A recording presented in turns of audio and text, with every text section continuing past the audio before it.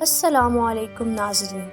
Islamic Discovery studio میں خوش آمدید۔ ناظرین، اگر آپ نے ہمارے چینل کو سبسکرائب نہیں کیا تو نیچے دیے ہوئے سبسکرائب کے بٹن پر کلک کریں اور بیل آئیکن کو پریس کر لیں تاکہ ہماری آنے والی ہر ویڈیو آپ تک پہنچتی رہے۔ ناظرین، ہم اپنے گزشتہ بہت ساری ویڈیوز میں اس بات کا ذکر کر چکے ہیں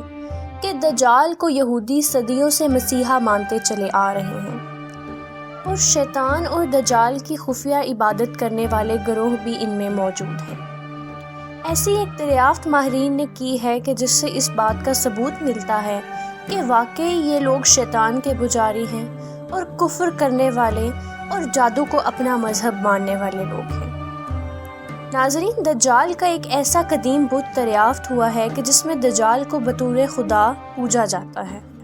اور یہاں ہم آپ کو ایک بات پہلے سے ہی بتاتے چلیں کہ مشہور یک چشمی نشانی کو دنیا کی کئی تہذیبوں میں اہمیت حاصل رہی، اور اس نشانی کو یہودی دجال سے منسوب کرتے ہیں۔ آپ نے امریکی ڈالر کے نوٹ پر اور اس کے ساتھ ساتھ بہت ساری جگہوں پر ایک نشان دیکھا ہوگا کہ جس پہ ایک اہرام نما مسلط پر ایک انسانی آنکھ بنی ہوتی ہے، اور دراصل یہی یک چشمی نشانی ہے۔ دراصل قدیم میتھولوجی کے مطابق یہ آنکھ اس علم کی نشاندہی کرتی ہے جو کہ پوری دنیا پر محیط ہے۔ اس نشان کو بہت ساری قدیم تہذیبیں اور مذہب عقل اور بصیرت کی نشانی کے طور پر استعمال کرتے رہے ہیں۔ گزشتہ کچھ صدیوں سے اسی نشانی کو یہودی اپنے دجال کے لیے استعمال کر رہے ہیں، اور مشہور الومناٹی سوسائٹی بھی یہی نشان استعمال کرتی ہے، اور سوسائٹی کے لوگوں میں اور ٹریڈ مارک میں بھی یہ نشان شامل ہے۔ یہ تمہید کس لیے کی جا رہی ہے یہ ہم آپ کو ابھی بتاتے ہیں۔ ناظرین، احادیث مبارکہ میں دجال کا جو حلیہ بیان ہوا ہے، اس کے مطابق دجال ایک آنکھ سے کانا ہوگا اور اس کی دوسری آنکھ ٹھیک ہوگی، لیکن وہ آنکھ بھی پھولی ہوگی، اور اس کے ماتھے پر کافر لکھا ہوگا جسے صرف صاحب ایمان لوگ ہی پڑھ سکیں گے۔ ہم جانتے ہیں کہ جہاں پہ انبیاء کرام علیہ السلام ہر لحاظ سے معصوم اور پاک فطرت ہوتے ہیں، وہیں پہ وہ ہر قسم کے جسمانی نقائص سے بھی پاک ہوتے ہیں، یعنی کسی نبی یا رسول میں کسی قسم کا کوئی عیب یا نقص نہیں ہوتا۔ چونکہ یہودیوں کا یہ پروگرام ہے کہ دجال کو بطور مسیحا دنیا کے سامنے پیش کریں اور دنیا کا مذہبی رہنما اور مبلغ بنائیں، اس لیے اس کو ایک نئے نبی یا خدا کا درجہ دیں گے۔ اس لیے اس عیب کو چھپانے کے لیے یہ یک چشمی نشانی استعمال کی جاتی ہے، تاکہ اس کے یک چشم ہونے کو یہ ثابت کیا جا سکے کہ دراصل دجال کا کانا ہونا اس بات کی علامت ہے کہ دجال دنیا کے ہر علم کو جانتا ہوگا اور عقل اور بصیرت کا سرچشمہ ہوگا۔ یہی وجہ ہے کہ جہاں پر بھی دجال کی خیالی تصویر بنائی جاتی ہے، وہاں پہ ہمیشہ دجال کے ماتھے کے درمیان صرف ایک آنکھ دکھائی جاتی ہے۔ اس کی وجہ یہ ہے کہ جب دجال آئے تو اس کی یک چشمی نشانی کو عیب کے بجائے اس کی خوبی بنا کر پیش کیا جائے، اور یہی وجہ ہے کہ آج تک دجال کی ہر خیالی تصویر میں اس کے ماتھے کے درمیان میں صرف ایک ہی بڑی سی آنکھ دکھائی گئی ہے۔ ناظرین، اب ہم اس قدیم معبد کی طرف آتے ہیں جس کا ہم نے ذکر کیا ہے، جو کہ حال ہی میں زیر زمین دریافت ہوا ہے۔ آپ سکرین پر چلنے والی اس ویڈیو میں دیکھ سکتے ہیں کہ اس زیر زمین قدیم معبد میں پتھر کا ایک بڑا بت ہے، اور اس بت کی پیشانی پر ایک بڑی سی آنکھ بھی موجود ہے، اور اس کے ساتھ ساتھ اس کے سامنے ایک قربان گاہ بھی موجود ہے، جہاں پر شیطانی عقیدے کے مطابق معصوم اور پاک جانوں کی قربانی دی جاتی ہے تاکہ شیطان کو خوش کیا جا سکے۔ اب یہ سب نشانیاں ظاہر کرتی ہیں کہ دراصل دجال کوئی مذہبی رہنما یا مبلغ نہیں، اور نہ ہی کوئی مسیحا ہے، بلکہ گندگی، غلاظت اور نجاست کی تہوں میں لپٹی ہوئی ایک شیطانی شخصیت ہے کہ جس کا ظاہر ہونا پوری نسل انسانیت کے لیے ایک بہت بڑی آزمائش کا سبب ہوگا، جو کہ دنیا کے خاتمے کی ایک بڑی نشانی بھی ہوگی۔ دوستو، قدیم یہودی لٹریچر اور اس کے ساتھ ساتھ دجال کو ماننے والے دیگر شیطان کے پیروکار اور اس طرح کی دیگر سوسائٹیز اور آرگنائزیشن میں ہمیشہ دجال کو یک چشم دکھایا جا رہا ہے تاکہ اس کو عقل اور بصیرت کا سرچشمہ ثابت کیا جا سکے، اور اسی بنیاد پر اس کو دنیا کا بڑا مسیحا بنا کر پیش کیا جائے۔ یہ لوگ دجال کو صدیوں سے پوج رہے ہیں اور اس کی عبادت کر رہے ہیں، اور اس کے ساتھ ساتھ یہ لوگ شیطان کی بھی عبادت کرتے ہیں۔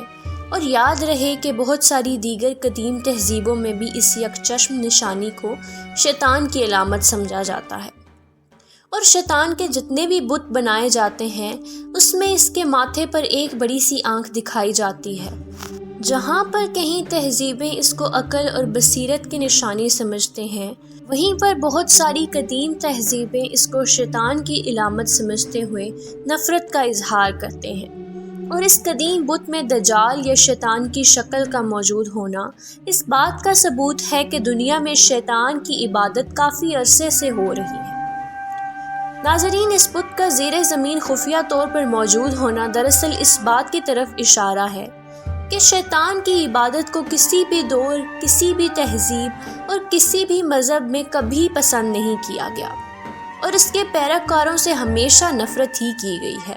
جس کی وجہ سے شیطان کے ان پیروکاروں نے اپنا یہ شیطانی اور دجالی بت زیر زمین چھپا کر خفیہ طریقے سے بنایا تاکہ اس تک کسی کی رسائی نہ ہو۔ آپ اس بات سے اندازہ لگا سکتے ہیں کہ اب یہودیوں کی پوری دنیا پر گرفت اس قدر مضبوط ہو چکی ہے